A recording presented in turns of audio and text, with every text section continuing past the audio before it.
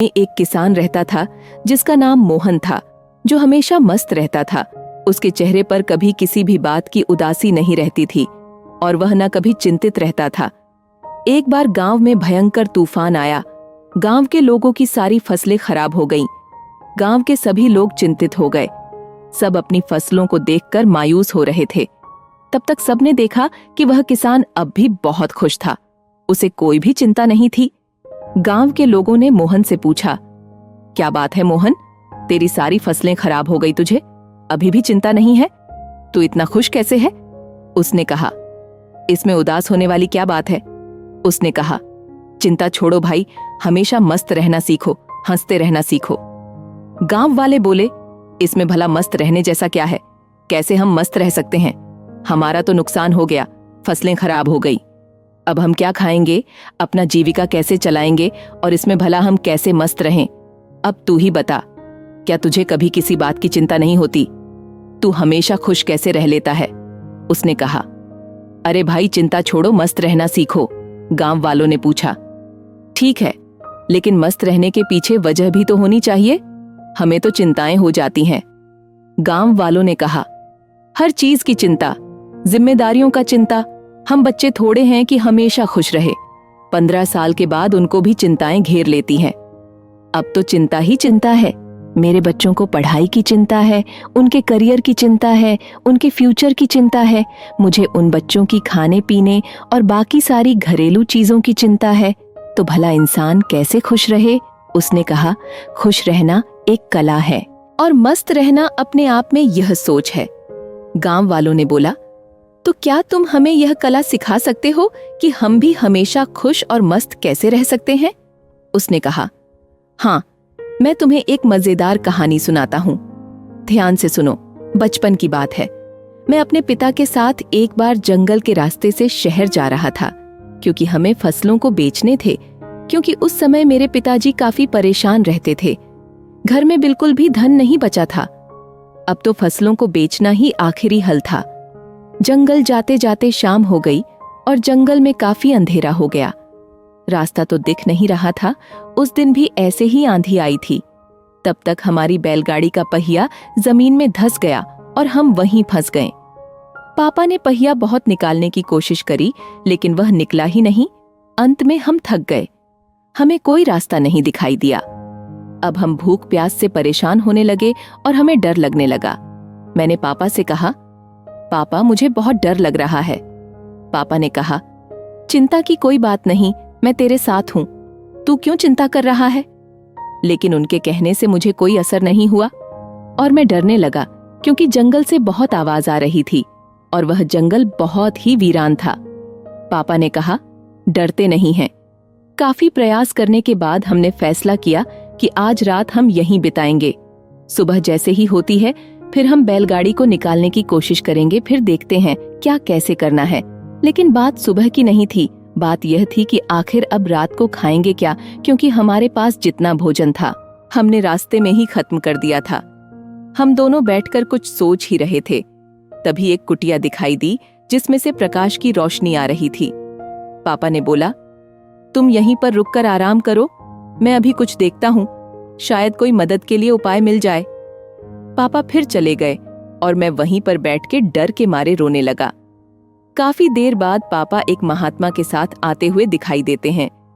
वह महात्मा बड़े ही दिव्य दिख रहे थे। फिर हम तीनों ने मिलकर जोर लगाया और बैलगाड़ी का पहिया उस गड्ढे से बाहर निकाल दिया और हमारी बैलगाड़ी बाहर निकल गई। पापा ने उस महात्मा का धन्यवाद किया और हम लोग आगे चल पड़े। उस महात्मा ने हमें कुछ खाने को भी दिया था। मैंने पापा के हाथ में एक कागज देखा। मैंने पूछा, वह क्या है? लेकिन पापा ने उसके बारे में कुछ भी नहीं बताया। अब हम आगे बढ़ चले। पापा ने बताया नहीं कि महात्मा ने हाथों में क्या दिया था।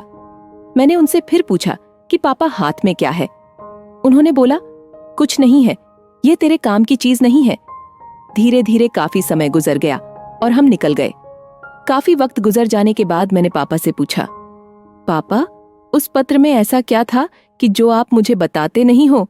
तब पिताजी ने कहा, जब मैं इस दुनिया में नहीं रहूं तो मेरे मरने के बाद तुम उस पर्चे को खोलना, लेकिन एक बात और याद रखना, उस पर लिखी बातों को तुम जीवन भर याद रखना और कभी भी भूलना मत। मैंने कहा, ठीक है पापा। अब काफी समय गुजर गया। गांव के लोगों ने मोहन से पूछा, वह सब तो ठीक है, लेकिन हमें चिंता क्यों ना हो? हमें तो चिंता होगी ना, हमारी फसलें खराब हो गईं। मोहन ने कहा, क्या तुम फसलों को ठीक कर सकते हो? उन्होंने कहा, नहीं। मोहन ने पूछा, क्या तुम दिन को रात बना सकते हो? उन्होंने कहा, नहीं। उसने पूछा, क्या तुम हवाओं को रोक सकते हो? उन्होंने कहा, नहीं। उसने फिर पूछा, क्या तुम बारिश करवा सकते हो? सबने कहा, नहीं भाई नहीं, हम कुछ नहीं करवा सकते, हम भगवान नहीं हैं। तो उसने कहा, जब तुम्हारे हाथ में कुछ है ही नहीं तो तुम भला चिंता करके क्या पाओगे? सारे किसान सोच में पड़ गए कि यार बात तो सही कह रहा है, इसमें भला ज्यादा चिंता करके क्या होगा? तब मोहन ने कहा, जब हमारे हाथ में कुछ है नहीं तो फिर हम चिंता करके क्या करेंगे? इसीलिए मस्त रहना सीखो और मस्त रहने की आदत डालो, तभी तुम्हारे जीवन में खुशियां आएंगी। तब सब किसान ने कहा, लेकिन उस पत्र में ऐसा क्या लिखा था? क्या तुमने पिता के जाने के बाद उसे खोलकर नहीं देखा? उसने कहा, हाँ, पिता के मरने के बाद मैं बहुत अनाथ हो गया था। कुछ भी अच्छा नहीं चल रहा था। मुझे कोई रास्ता नहीं दिख रहा था कि अब मैं क्या करूं, क्योंकि उस टाइम मेरे पास कोई रोजगार नहीं था और मुझे यह खेती काम इतने अच्छे से आता नहीं था। तभी मेरे दिमाग में आया कि उस पत्र को मैं खोलकर देखूं कि इसमें ऐसा क्या लिखा है। फिर मैंने जब उस पत्र को खोला तो मेरी आंखें खुली की खुली रह गईं। सबने पूछा, ऐसा क्या था? उस पर्चे में हमें भी बताओ। किसान ने कहा, उस पत्र में लिखा था कि यह वक्त भी गुजर जाएगा। मुझे इसका मतलब समझ में नहीं आया और उसका मतलब जानने के लिए मैं उस महात्मा के पास गया तो महात्मा ने बताया, यह समय भी गुजर जाएगा। मैंने कहा, यह तो ठीक है, आप तो वही बता रहे हैं जो इस पर्चे पर लिखा है, लेकिन इसका मतलब क्या है? महात्मा ने फिर कहा, यह समय गुजर जाएगा। अब मुझे गुस्सा आया। मैंने फिर से पूछा, यह क्या मजाक है? मैं इसका मतलब पूछ रहा हूं और आप इस पर लिखी बातों को बार बार मुझे सुना रहे हैं। तब महात्मा ने कहा, तुम अभी परेशान हो, उदास हो, तुम्हें नहीं पता कि यह वक्त है और वक्त गुजर जाता है। यह हालात ऐसे ही नहीं रहेंगे, कुछ समय बाद सब ठीक हो जाएगा, सब कुछ बदल जाएगा और यह परेशानियों के बादल छट जाएंगे। इसीलिए इस बातों को याद रखो, यह वक्त गुजर जाएगा, वक्त कभी नहीं रुकता।